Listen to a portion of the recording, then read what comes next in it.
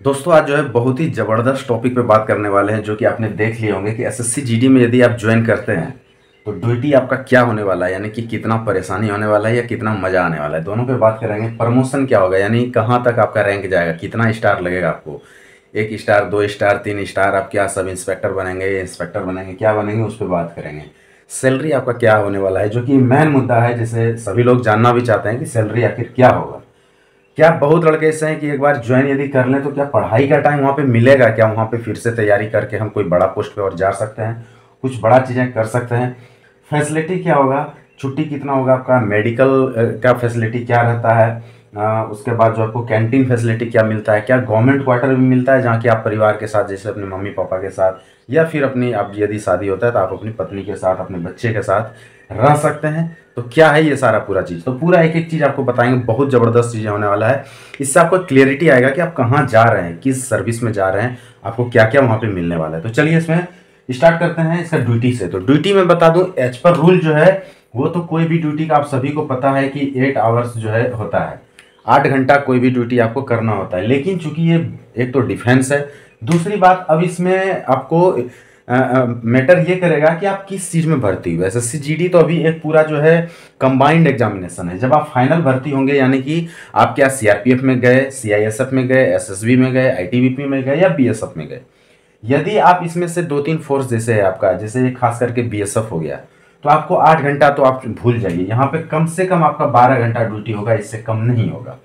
ये 2-3 फोर्स में ऐसा रहने वाला है आपका। एक हो गया बीएसएफ, क्योंकि बॉर्डर सिक्योरिटी फोर्स से काफ़ी जो है थोड़ा टफ ड्यूटी हो जाता है इनका बॉर्डर पे, क्योंकि बॉर्डर एक ऐसा जगह है जहाँ की आप नॉर्मली कोई काम, आदमी यदि कम हो गया तो ऐसा नहीं है कि बॉर्डर बंद हो जाएगा, आदमी कम हो गया तो कम आदमी में ही काम करना पड़ेगा। तो बेशक आपका ड्यूटी 8 से 12 हो जाए या 14 हो जाए, उससे मतलब नहीं है, लेकिन ड्यूटी तो पूरा होगा। तो यहाँ पे आपका सबसे ज़्यादा ड्यूटी होने वाला है बीएसएफ में। उसके बाद यदि सबसे ज़्यादा ड्यूटी कहीं होगा तो वो होगा आपका सीआरपीएफ में। उसके बाद थोड़ा सा आपका आईटीबीपी में कम हो जाएगा, एसएसबी में कम हो जाएगा, और सीआईएसएफ में 8 घंटे पे आप आ जाइएगा। 8 घंटे का ही शिफ्ट होता है उनका, और उतना ही ड्यूटी करना है, उससे ज़्यादा नहीं करना है। लेकिन अभी यहाँ पे भी है कि जैसे ड्यूटी बीएसएफ सब में भी हर जगह पे मान लीजिए 12 घंटा नहीं है, यहाँ पे भी कहीं कहीं आपको 8 घंटा भी मिल जाएगा, जहाँ की नॉर्मल एरिया है, ठीक ठाक एरिया है। लेकिन जहाँ टफ एरिया है वहाँ पे थोड़ा सा प्रॉब्लम रहता है। तो ये चीज़ें हैं, तो आप ओवरऑल जो है आप 10 से 12 घंटा मान के चलिए, 12 घंटा का ड्यूटी आपको सभी फोर्स में हो ही जाएगा, एक सीआईएसएफ को छोड़ के। तो यहाँ पे ये आपका ड्यूटी रहने वाला है। अब बोलिएगा कि ड्यूटी के बाद क्या हमको, चलिए आते हैं सीधा पढ़ाई वाले मुद्दे पे। तो पढ़ाई का आपको उतना समय नहीं मिल पाएगा कि आप जो एक शुरुआत से स्टार्ट करके कोई चीज़ का तैयारी कर पाएँ। इसलिए मैं बोल रहा हूँ आपको कि आप जो है घर से अच्छे पढ़ाई करके आ जाइए। बेशक आपको रिवीजन का यहाँ पे समय मिल जाएगा कि आप उसको रिवाइज कर लें, 2-3 घंटा आपको समय मिल जाएगा। वो भी आप यदि पूरा मतलब मेहनती हैं, अच्छे लड़के हैं, जिसके कि मन में एकदम लक्ष्य बैठा हुआ है कि नहीं हमें तो ये चीज़ें निकालना है आने के बाद भी, तो आपको समय मिल जाएगा। बहुत आपको सपोर्टेड लोग भी मिलेंगे जो कि आपको हेल्प करेंगे, तो आप जो है उतना सा समय आपको मिल जाएगा, पढ़ाई कर सकते हैं। लेकिन आप जो सोचिएगा एकदम बेसिक से शुरू करेंगे और फिर से तैयारी करके, फिर दिक्कत हो जाएगा आपको, क्योंकि सिर्फ एक ही जगह फिक्स नहीं रहता है।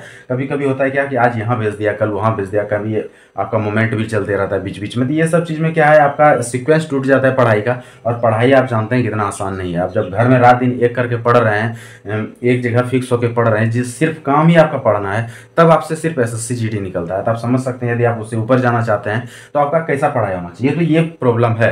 तो आप यदि अच्छे से पढ़ाई करके आते हैं तो यहाँ पे रिवाइज आपका हो जाएगा ठीक ठाक सा। तो ये चीज़ आप देख के चलिएगा। तो पढ़ाई का आपको इतना ही मौका मिलेगा जो मैंने आपको बताया, इससे ज़्यादा आपको समय नहीं मिलेगा। हाँ, ये फायदा है यहाँ पे कि जब आप यहाँ पे आते हैं तो आपको डिपार्टमेंटल एग्जामिनेशन देने का ऑप्शन मिलता है। 2-3 चीज़ें, जैसे कांस्टेबल साहब सीधा एसआई बन सकते हैं, सब इंस्पेक्टर।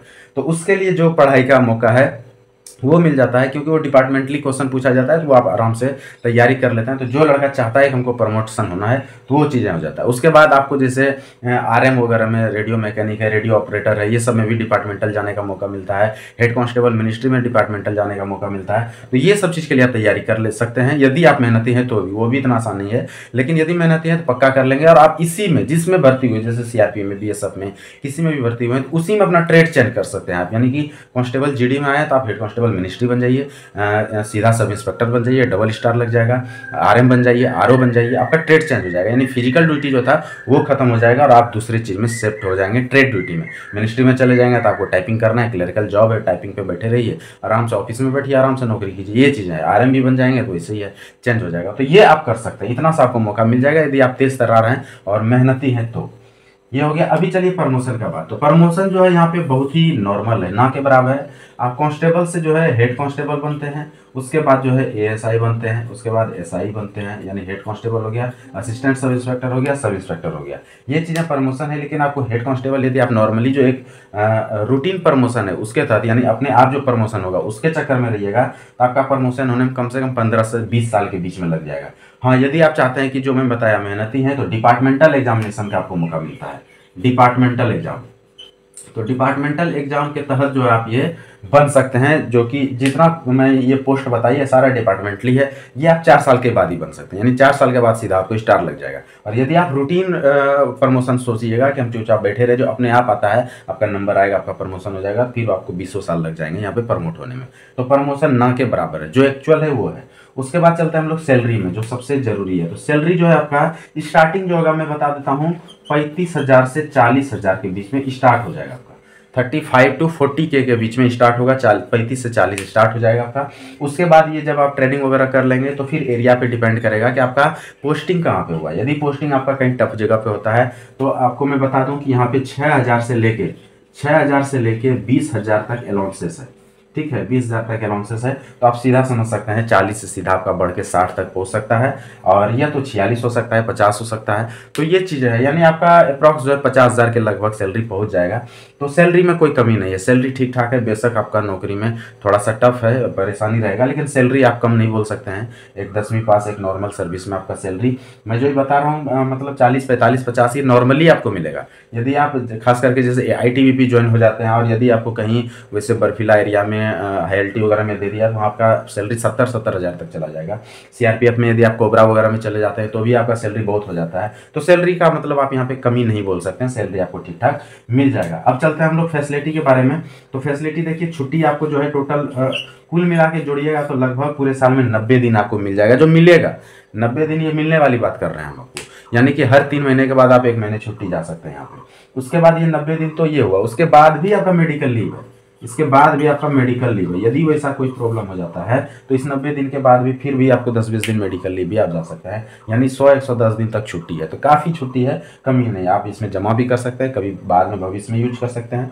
तो ये सारा चीज़ फैसिलिटी है, तो छुट्टी भरे पड़े हैं, कोई दिक्कत नहीं। उसके बाद मेडिकल फुल फैसिलिटी है, हर जगह आपको हॉस्पिटल अपना मिलेगा। जैसे BSF CRP IT कहीं भी ज्वाइन करते हैं तो उनका अपना हॉस्पिटल है।